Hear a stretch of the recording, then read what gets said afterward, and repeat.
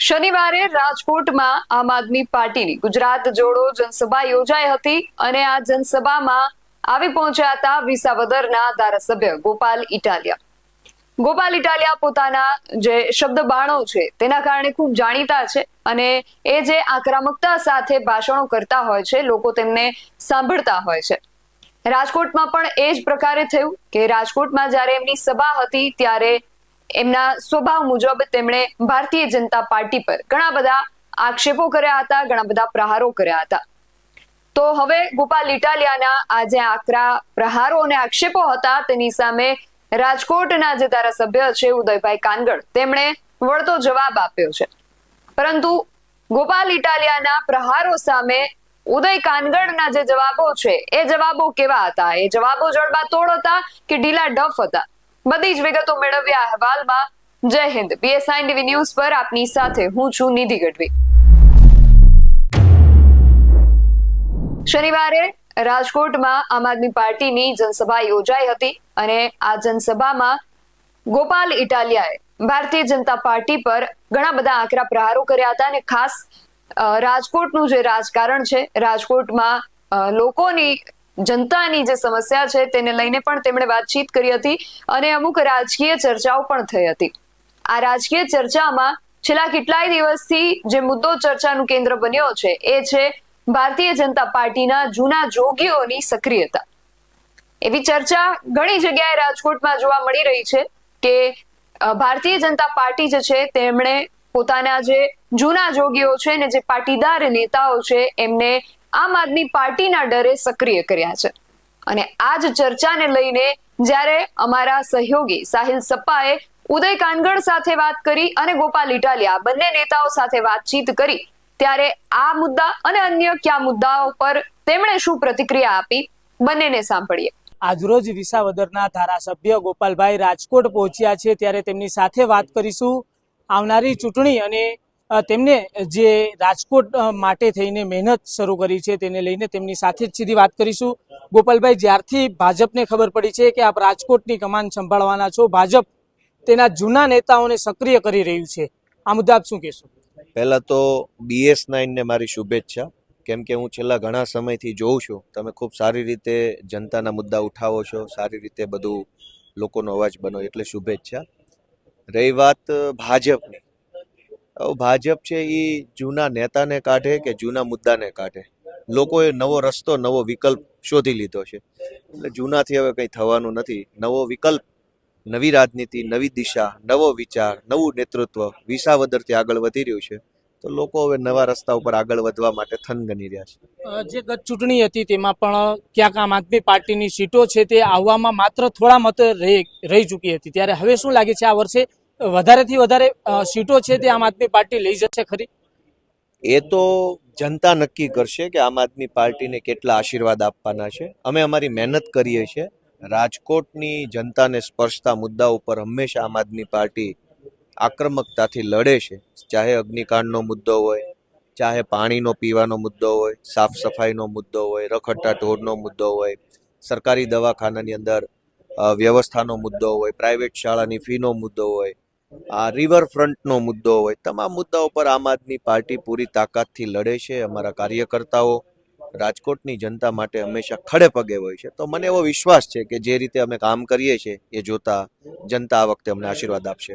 તમારા મતે કયો મુદ્દો હોઈ શકે કે જે વધુ અસરકારક આ ચૂંટણી માટે છે તે બની શકે છે? દરેક મુદ્દા અસરકારક છે। ભાજપના આ છેલ્લા 30 વર્ષના શાસનમાં મુદ્દાની ક્યાં તાણ જ છે? ડ્રગ્સ કેટલું વેચાય છે, પૂછે કોઈ ભાજપના નેતાને કે હપ્તા ક્યાં જાય છે, દારૂ કેટલો વેચાય છે, શિક્ષણ વેચાય છે, બધું જ વેચાય છે, તો એ બધા જ મુદ્દા જનતા જોઈ રહી છે। પણ અત્યાર સુધી એવું હતું કે જનતા પાસે કોઈ વિકલ્પ નહોતો, વિસાવદરની જનતાએ રસ્તો બતાવ્યો છે, નવું નેતૃત્વ, નવો વિચાર, નવી દિશા બતાવી છે, એટલે મને વિશ્વાસ છે કે રાજકોટ તો એમય અહીંયા ક્રાંતિની ભૂમિ રહી છે, રાજકોટથી આઝાદીની લડાઈમાં અનેક કાર્યક્રમો રાજકોટમાં થઈ ચૂક્યા છે, તો રાજકોટની ધરતી પરથી બદલાવ આવશે એવી મને પૂરી શ્રદ્ધા છે। ગોવિંદભાઈ પટેલ અને અરવિંદભાઈ રૈયાણીને તમારા લીધે સક્રિય કરવામાં આવ્યા હોય આવી ક્યાંક લોકમુખે ચર્ચા થઈ રહી છે કે તમારા કારણે તેમને સક્રિય કરવામાં આવ્યા, શું લાગે છે આ પાટીદાર ચહેરા ક્યાંક આમ આદમી પાર્ટી સામે કહીએ કે એક વધુ મજબૂતાઈથી લડી શકે તેવા છે ખરી? મારા કારણે સક્રિય કરવામાં આવ્યા એ મુદ્દો તો ઓગસ્ટ 2025નો મુદ્દો છે. નિષ્ક્રિય કોના કારણે કરવામાં આવ્યા હતી તો પૂછો. ગોડાઉનમાં પૂરીને બહારથી તાળું કોના કારણે માર્યું હતું, શું કામ માર્યું હતું? એ વખતે ભાજપને શું લાગતું હતું આ નેતાઓ વિશે? કામના નથી એવું લાગતું હતું કે જરૂર નથી એવું લાગતું? તો ભાજપને પૂછો ને, તમને આ કોઈ 32 પૂતળાની રમત છે કે જે પૂતળું બતાવવાનું હોય એ ગોડાઉનમાંથી કાઢું? સક્રિય મારા કારણે થયા કે નથી થયા એ બહુ મોટી વાત નથી. નિષ્ક્રિય કોણે કર્યા તે ભાજપને પૂછો. કોણે ઘરે બેસાડવાનું કામ કર્યું? જે ચોક્કસથી જે રીતના ગોપાલભાઈનું જે નિવેદન હતું તે મહત્વનું નિવેદન હતું ને આવનારી ચૂંટણીમાં ચોક્કસથી છે તે રાજકોટની અંદર વિસાવદર જેવો ચૂંટણીનો જંગ જામશે તે નક્કી છે. ઉદયભાઈ, ગઈકાલે ગોપાલભાઈ આપના વિસ્તારની અંદર સભા કરી હતી, જનમેદની પણ ઉમટી હતી, શું કહેશો આ મુદ્દે? સ્વાભાવિક છે, આ લોકશાહીની અંદર તમામ પક્ષો, પછી આમ આદમી પાર્ટી હોય, કોંગ્રેસ હોય, બહુજન સમાજ હોય, એનસીપી હોય કે અન્ય કોઈ પાર્ટી હોય, એને પોતાની જે કાંઈ વાત છે, વિચારો છે એ લોકો સમક્ષ મૂકતા હોય છે. અને જનતા પણ જે અમારા વિસ્તારની છે, વિસ્તારના લોકો છે, એ પણ એમાંથી તુલના કરતા હોય છે. ભાઈ ભાષણ કરવું, લોકોને ઉશ્કેરવા, એના સિવાય વિશેષ બીજું એમાં કાંઈ ન હોય. અને ખાસ કરીને આ લોકો 3-4 મહિના ચૂંટણીને વાર હોય ત્યારે પ્રગટ થાય અને પછી લોકોની વચ્ચે લોકોની સમસ્યા કામો કાર્યાલય ધારાસભ્ય થયા પછી પોણા 3 વર્ષથી આ કાર્યાલય ચાલુ છે. દરેક સોસાયટીના આગેવાનોને જ્યારે જ્યારે જે કંઈ ગ્રાન્ટની જરૂર પડે વિકાસના કામો માટે 100% પૂરેપૂરી 100% ગ્રાન્ટ વાપરી નાખીએ છીએ. આ કેન્દ્ર અને રાજ્ય સરકારની લગભગ 267-68 જે યોજનાઓ છે, જે ગરીબો માટે, જે દરિદ્ર નારાયણ માટે, જે છેવાડાનો માનવી છે એને વિકાસના લાભ કેમ મળે એના માટે માનનીય પ્રધાનમંત્રી નરેન્દ્રભાઈ મોદી સાહેબ અને આ ગુજરાતના મુખ્યમંત્રી ભૂપેન્દ્રભાઈ પટેલ સાહેબ જે મહેનત કરી રહ્યા છે, તો યોજનાનો લાભ લોકોને કેમ મળે એના માટે મને પ્રયત્નશીલ હોય છે.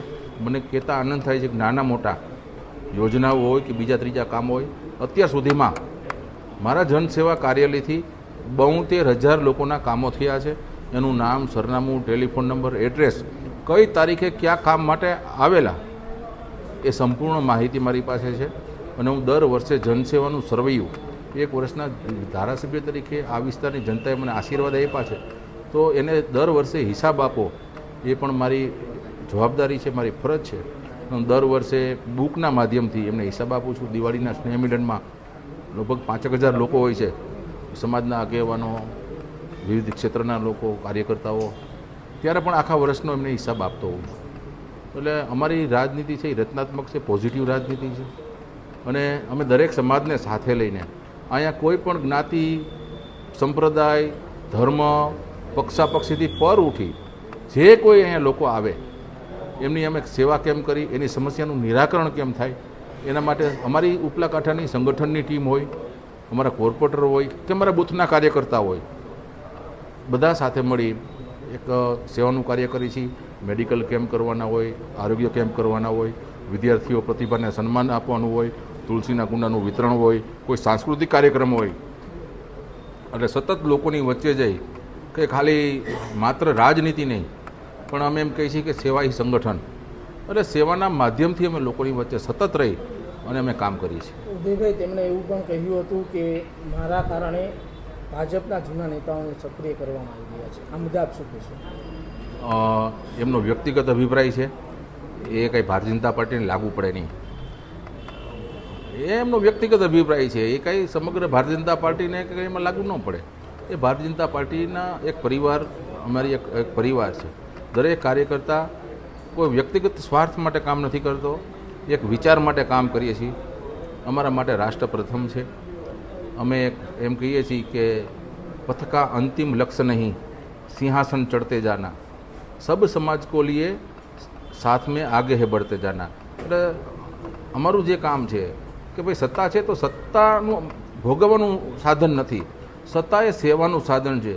છેવાડાના માનવીનો અંત્યોદય છે, એને વિકાસના ફળ કેમ ચાખવા મળે એ સામાન્ય જીવન જે બધા લોકો મધ્યમ વર્ગના હોય કે ઉચ્ચ મધ્યમ વર્ગના લોકો હોય એની સાથે એનું જીવન કેમ આગળ વધે, એને કેમ પ્રગતિ થાય, એના બાળકોનું ભવિષ્ય, એને કેમ મકાન મળે, એને કોઈ વિધવા સહાય હોય તો એનું પેન્શન એને ચાલુ થાય, કોઈને આયુષ્યમાન કાર્ડ કાઢવાનું હોય, કોઈને આવકનો દાખલો હોય, આવી કેન્દ્ર અને રાજ્ય સરકારની 267 યોજનાઓ છે, એનો લાભ કેમ મળે અને આ વિસ્તારમાં જે કાંઈ વિકાસના કામો છે એ સરકારના માધ્યમથી કરાવવાના હોય, કોર્પોરેશનના માધ્યમથી કરાવવાના હોય, સતત અમે ફોલોઅપ લઈએ છીએ. અને તમને મને કહેતા આનંદ થાય છે કે અહીંના વિસ્તારના લોકોને મારી ઉપર અને અમારી ટીમ ઉપર એટલો ભરોસો છે કે અહીંયા ડ્રેનેજનું કોઈને શેરીમાં ગલીમાં ડ્રેનેજનું ઢાંકણું તૂટી ગયું હોય તો પણ અહીંયા અમારે અહીંયા આવીને ફરિયાદ કરે છે અને અમે એ ફરિયાદ સાંભળી અને એનો નિકાલ કરાવીએ છીએ. હવે કોઈ કામ નાનું નથી, કોઈ કામ મોટું નથી. છેવટે લોકોનો જે કાંઈ ભરોસો હોય છે કે અમે અહીંયા જાશું અને અમારું કામ થશે, એ અમારા માટે ભગવાનના કયો, ઈશ્વરના કયો કે આ વિસ્તારની જનતાના કયો એ આશીર્વાદ છે. તો ગોપાલ ઇટાલિયાનું એવું કહેવું છે કે સક્રિય તો જેના કારણે થયા હોય પણ નિષ્ક્રિય કોના કારણે થયા તે પ્રશ્ન છે. અને સામે ઉદય કાનગડનું એવું કહેવું છે કે ભારતીય જનતા પાર્ટી અમારો જે પક્ષ છે એ અમારો પરિવાર છે ને પરિવારમાં આવો કોઈ જૂથવાદ કે કોઈ વિખવાદ હોતો નથી. આ બંને નેતાઓના જે આક્ષેપ ને પ્રતિ આક્ષેપ, પ્રહાર અને પ્રતિકાર જે છે તેને લઈને તમારું શું માનવું છે અમને કમેન્ટ કરીને ચોક્કસથી જણાવજો. આવા જ વધુ અહેવાલો સાથે મળતા રહીશું. તમે મારી યુટ્યુબ ચેનલને સબસ્ક્રાઇબ કરવાનું અને અમને ફેસબુક અને ઇન્સ્ટાગ્રામ પર ફોલો કરવાનું ભૂલશો નહીં. બાકી અવનવી અપડેટ્સ માટે આપ જોતા રહો BSN TV ન્યૂઝ. નમસ્કાર.